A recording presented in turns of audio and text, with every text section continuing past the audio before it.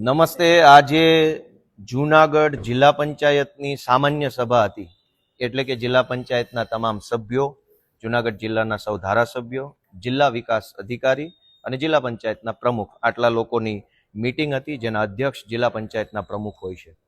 આજે ધારાસભ્ય ચૂંટાયા પછી પહેલી વખત હું આ જિલ્લા પંચાયતની સામાન્ય સભાના સભ્ય તરીકે મેં આજે આ બેઠકમાં હાજરી આપી છે. આ મારી પ્રથમ બેઠક હતી. આ પ્રથમ બેઠકની અંદર કુલ 15 જેટલા એજન્ડાઓ ઉપર ચર્ચા થઈ છે જિલ્લા પંચાયતમાં, જેમાં સૌથી મહત્વની બાબત જે મારા તરફથી રજૂ કરી છે, અત્યંત ગંભીર બાબત છે, જેનું હું જનતાનું ધ્યાન દોરવા માંગુ છું. મનરેગા યોજના જે છે એની અંદર કરોડો રૂપિયાનો ભ્રષ્ટાચાર જૂનાગઢ જિલ્લામાં થયો છે, જે બાબતની મેં લેખિતમાં જિલ્લા વિકાસ અધિકારીને આજે સામાન્ય સભામાં ફરિયાદ કરી છે. જેમાં WBM રોડ નવી ચાવંડથી જૂની ચાવંડમાં 16,21,000નો રોડ જે છે એ બિલકુલ કામ નથી થયું અને પેમેન્ટ જમા થઈ ગયું છે, પેમેન્ટ વપરાઈ ચૂક્યું છે. જૂની ચાવંડથી માંગનાથ પીપળી 16,21,000નો રોડ જે બિલકુલ બન્યો જ નથી અને એનું પેમેન્ટ સરકારમાંથી જમા થઈ ગયું છે. નવા પીપળિયાથી મોટા હડમતિયા રોડ 18,23,000, નાની મોણપરીથી ઈશ્વરિયા ગીરનો રોડ WBM રોડ 15,80,000 રૂપિયા, નવા ઝાંઝેસરથી જૂના ઝાંઝેસરનો રોડ 15,43,000 રૂપિયા, નવા ઝાંઝેસરથી ઝાંઝનાથ મહાદેવનો રોડ 16,52,000 રૂપિયા. આ તમામ રોડના પૈસા લેવાઈ ચૂક્યા છે, પરંતુ રોડ બન્યો નથી. આવી રજૂઆત મને ગામના આમ આદમી પાર્ટીના કાર્યકર્તા અથવા આગેવાનો તરફથી મળી છે, જે આધારે મેં રજૂઆત કરેલ છે. આ સિવાય હરિપુર, વિસાવદર તાલુકાના હરિપુર ગીર ગામમાં તળાવ ઊંડું કરવાનું કામ છે, 20,36,000 રૂપિયાનું કામ છે. ઘોડાસણ ગામનું તળાવ ઊંડું કરવામાં 40,64,000 રૂપિયા, લીમધરા ગામમાં તળાવનું કામ 40,53,000 રૂપિયા, વીરપુર ગામમાં તળાવનું કામ 4,73,000 રૂપિયા અને મોરવાડા ગામમાં તળાવ ઊંડું કરવાના કામમાં 16,94,000 રૂપિયા. વાજડી ગામ, આ ગામનો પ્રશ્ન ગામજનોએ મને ધ્યાન દોર્યો કે એક જ કામ 2 વખત એના પૈસા લેવામાં આવ્યા છે. શમશાન પાસે કોઝવેનું કામ વાજડી ગામમાં એ 9,77,000 રૂપિયા અને ફરીથી એનો એ જ કોઝવે, પણ એનું નામ બદલી નાખ્યું કે કાંતિભાઈના ઘર પાસે કોઝવે રોડ, એનું કામ 3,59,000 રૂપિયા. પરબ વાવડી ગામે તળાવ ઊંડું કરવાના કામમાં 18,64,000 રૂપિયા, છોડવડી ગામે તળાવ ઊંડું કરવાના કામમાં 22,14,000 રૂપિયા, ઉમરાળી ગામે તળાવ ઊંડું કરવાના કામમાં 17,56,000 રૂપિયા, જૂની ધારી ગુંદાળી ગામે તળાવ ઊંડું કરવા બાબતે 18,23,000 રૂપિયા, રફાળિયા રોડ ઉપર ભેસાણમાં પરસોત્તમ બચ્ચુ કાપડિયાની વાડી પાસે કોઝવે બનાવવાના કામમાં 13,18,000 રૂપિયા ચૂકવી દેવામાં આવ્યા છે. પરંતુ ગામજનો એવું કહે છે કે આવું કોઈ કામ થયું નથી, અથવા તો થોડું ઘણું ફોટો પડે એટલું કામ થયું છે, બાકીના પૈસા ખવાઈ ગયા છે.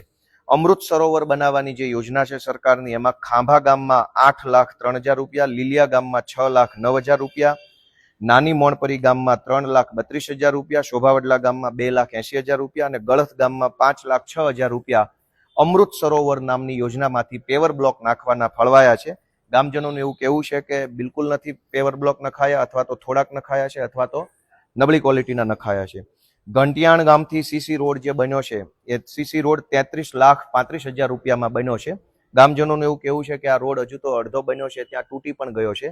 33 લાખ રૂપિયામાં બનેલો રોડ જે છે એ તૂટી ગયો છે. પીરવડ ગામે રમતગમતનું ગ્રાઉન્ડ બનાવવા સરકારમાંથી 5,56,000 રૂપિયા સેન્કશન થયા છે, પરંતુ ગામજનોનું એવું કહેવું છે કે માટી નાખી અને આ કામમાં ભ્રષ્ટાચાર કરવામાં આવ્યો છે. આ તો ખાલી જે ગામમાંથી મને માહિતી મળી ગામજનો તરફથી કે અમારા ગામમાં કામ નથી થયું, બહુ સિલેક્ટેડ 12-15 કામોની જ યાદી છે.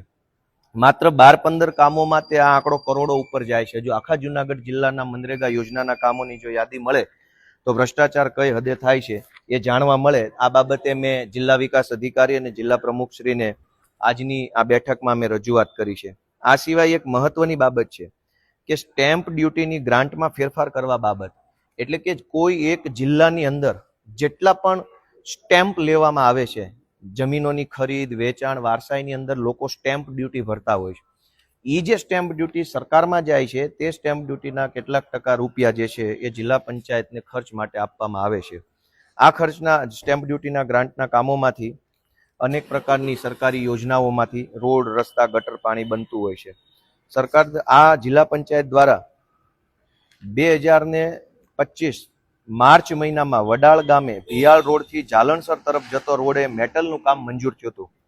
માર્ચ 2025માં કામ મંજૂર થયું, આજ દિવસ સુધી કામ કરવામાં ન આવ્યું અને આજની આ સાધારણ સભામાં વડાલ ગામે ભિયાળ રોડથી જાલણસર તરફ જતા રોડનું કામ બદલી નાખ્યું અને કેન્સલ કરી અને માળિયા હાટીના તાલુકાના ભંડુરી ગામે 3 બોર બનાવવાનું કામ મંજૂર કરી નાખ્યું. 4 લાખ રૂપિયામાં 3 બોર બનાવવાનું કામ મંજૂર કર્યું, જે બાબતે મેં વાંધો લીધો છે. આ સિવાય અનેક એવા કામો છે જે કામોમાં માંગરોળ તાલુકાના રહીજ ગામે આંગણવાડી કેન્દ્ર નંબર 2 અપગ્રેડ કરવાની ગ્રાન્ટ હતી અને માંગરોળ તાલુકાના કરમદી ચિંગરિયા ગામે આંગણવાડીમાં અપગ્રેડ કરવાની હતી. આ બંને કામ કેન્સલ કર્યા છે. હવે આ કામો ફેબ્રુઆરી 2025માં મંજૂર થયા હતા. ફેબ્રુઆરી 2025માં મંજૂર થયેલું કામ ચાલુ ન થયું ને અંતે એને કેન્સલ કરી દેવામાં આવ્યું ને એની સામે પેવર બ્લોકનું કામ માંગરોળ તાલુકાના માનખેત્રા ગામથી કલતપુર ટીંબા તરફ જતા રસ્તે સાંગાભાઈ ગલ્લાભાઈના ઘરેથી પૂંજા મેરખીના ઘર તરફ પેવર બ્લોકનું કામ મંજૂર કરી દીધું છે. જે આ બધી વહીવટી બાબતો છે, પણ આ ખરેખર ખૂબ ખોટું થઈ રહ્યું છે. આવી રીતે ન હોવું જોઈએ એ બાબતે મેં રજૂઆત કરી છે. એક ઇન્ટરેસ્ટિંગ પોઈન્ટ એ છે કે બલિયાવડ ગામે ગોપાલ ગામ વિસ્તારમાં સીસીટીવી કેમેરાનું કામ ફેબ્રુઆરી 2025માં મંજૂર થયું હતું. આ કામને આજે કેન્સલ કરી અને એની જગ્યાએ માળિયા હાટીના તાલુકાના લાઠોદરા ગામે વોકળા ઉપર પૂર સંરક્ષણ દિવાલનું કામ મંજૂર કરવામાં આવ્યું. ભાજપની બહુમતી છે તો એ ધારે કરી શકે છે. ઈવનગર ગામે ગ્રામ પંચાયત વિસ્તારમાં સીસીટીવી કેમેરાનું કામ મંજૂર થયું હતું, એને આજે કેન્સલ કરી અને માળિયા હાટીના તાલુકાના પાણીદ્રા ગામે પૂર સંરક્ષણ દિવાલનું કામ મંજૂર કરવામાં આવ્યું છે. આ સિવાય એક મહત્વના મુદ્દા ઉપર મેં મારો સામાન્ય સભામાં વિરોધ ઉઠાવ્યો છે. એ બાબતનો વિરોધ છે કે આ બહુ જનતાએ જાણવા જેવો વિષય છે.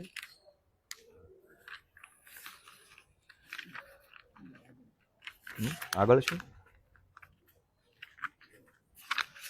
સામાન્ય સભાની અંદર સામાન્ય રીતે ચૂંટાયેલા નેતાઓ શું કરતા હોય છે એ આમ જનતાને ક્યારેય કોઈ કહેતા નથી, કેમ કે બધાની ભાગ બટાઈ સરખા અંશે ગોઠવાઈ ગઈ હોય છે. એજન્સીઓમાં ભાગ હોય છે ને બધી જગ્યાએ, પણ મારે એવું કઈ કરવાનું નથી. એક ઇન્ટરેસ્ટિંગ વાત આજની સભામાં એ છે કે ભેસાણ તાલુકાના ગળથ ગામે નદીના સામા કાંઠેથી સ્મશાન સુધી પૂર સંરક્ષણ દિવાલનું કામ બનાવવાનું સરકારી કામ 3 તારીખ ફેબ્રુઆરી મહિનો 2023માં જિલ્લા પંચાયત દ્વારા મંજૂર થયું. ફેબ્રુઆરી 2023માં ભેસાણ તાલુકાના ગળથ ગામે પૂર સંરક્ષણનું કામ મંજૂર થયું. એ સિવાય ભેસાણ તાલુકાના ગળથ ગામે કાંતિબદાના ઘરથી ઢોળવા તરફ જતા રસ્તા પર પૂર સંરક્ષણ દિવાલનું કામ પણ 2023ના ફેબ્રુઆરી મહિનામાં મંજૂર થયું. આ 2 કામો ફેબ્રુઆરી 2023માં મંજૂર થયા. એ બંને કામો આજ દિવસ સુધી ચાલુ જ ન થયા. કોઈ સરકારી પ્રોસેસ ન થઈ, કામ મંજૂર થઈ ગયા પણ આજ દિવસ સુધી કંઈ કામ ન થયા. આજે આ જુલાઈ 2025ની સામાન્ય સભામાં આ બંને કામો કેન્સલ કરી દીધા કે ભાઈ હવે તો આ કામો થતા નથી.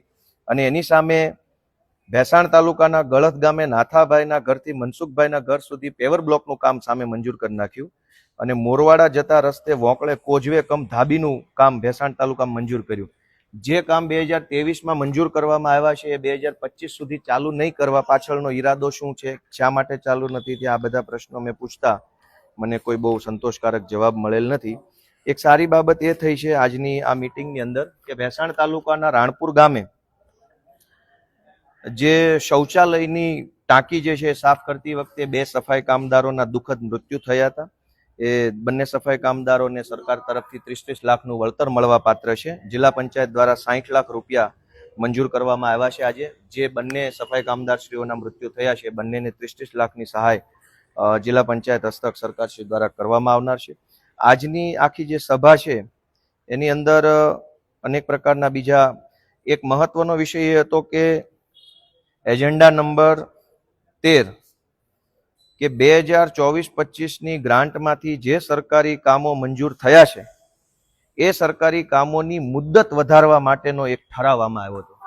સામાન્ય રીતે કોઈ પણ સરકારી કામ નિર્ણય થાય ત્યારે એની ટાઈમ ફ્રેમ નક્કી થઈ હોય કે આ કામ ક્યારે ચાલુ થશે અને ક્યારે પૂરું થશે. આમ છતાંય જે કાંઈ રાજકીય વ્યક્તિઓ કે મિલીભગતવાળા હોય છે વારંવાર સરકારી કામની મુદ્દત વધારે. જે કામ 2025માં પૂરું થવાનું હોય એનો ઠરાવ સામાન્ય સભામાં આવે કે હજુ આને 1 વર્ષની મુદત વધારી દઈએ છીએ, હજુ 1 વર્ષ મુદત. તો આજે મેં સામાન્ય સભામાં એ વાતનો સખત વાંધો નોંધાવ્યો છે કે જે કામ જે ટાઈમ ફ્રેમમાં નક્કી થયા હોય એ કામ એ સમય મર્યાદામાં પૂરા થવા જોઈએ. હવે કોઈ કુદરતી પરિબળ ન હોય, માનો કે નદી ઉપર બ્રિજ બનાવવાનો છે, ચોમાસું આવી ગયું તો સ્વાભાવિક છે કે કામ સમય મર્યાદામાં પૂરું નહીં થાય. કોઈ યુદ્ધ આવી ગયું, કોઈ આંદોલન થઈ ગયું, કોઈ ધરણા રેલી થઈ ગઈ અથવા કોઈ રોગચાળો ફાટી નીકળ્યો તો સરકારી કામોની સમય મર્યાદા વધારી આપવી જોઈએ. પરંતુ આવું કંઈ કુદરતી પરિબળ ન હોય તેમ છતાંય વારંવાર મુદત વધારો લઈ એજન્સીઓ દ્વારા અને કેટલાક રાજકીય માણસો દ્વારા ભ્રષ્ટાચાર કરવાનો આ રસ્તો ગોતી કાઢ્યો છે. આજે મેં ડીડીઓ શ્રીને અને પ્રમુખશ્રીનું ધ્યાન દોર્યું છે કે કોઈ પણ સરકારી કામની મુદત વધારતા પહેલા મુદત વધારવાની જરૂર શા માટે પડી છે, કુદરતી કારણો છે કે વહીવટી કારણો છે, સરકારી તંત્રની ભૂલ છે કે એજન્સીની ભૂલ છે, એ પાકા પાયે ચેક થવું જોઈએ અને જો વ્યાજબી માત હોય તો અને તો જ મુદત વધારો મળવો જોઈએ. આ પ્રકારે આજની જુનાગઢ જિલ્લાની સામાન્ય સભામાં મેં હાજરી આપી હતી. મારી પ્રથમ સભા છે. આ મિટિંગની અંદર અમારા રાજુભાઈ બોરખતરિયા સાહેબ, અમારા પ્રવીણભાઈ રામ સાહેબ, અમારા પ્રવીણભાઈ સાહેબ મકવાણા, આ બધા વડીલોએ હાજરી આપી, મને માર્ગદર્શન પૂરું પાડ્યું છે. અને જનતાને પણ જાણવા મળે, જનતાનો હક છે કે ભાઈ તમે જેને ચૂંટણીમાં મત આપ્યા છે એ માણસ શું કરી રહ્યો છે, જાણવાની બધાને હક છે. તમે ચૂંટેલા ધારાસભ્યને, સાંસદ સભ્યોને, જિલ્લા સભ્યોને, તાલુકા સભ્યને અવારનવાર ફોન કરીને પૂછતા રહેશો તો તમારા વિસ્તારમાં સારું થશે. ક્યારેય નહીં પૂછો તો બધા જ ચોર ભેગા મળી બહુમતીથી સિક્કો મારી કામ મંજૂર કરી અને ઘરે જતા રહેશે. તમે જેને મત આપો એ રૂપિયાવાળો થઈ જશે અને તમે ભિખારી થઈ જશો. જય જય ગરવી ગુજરાત.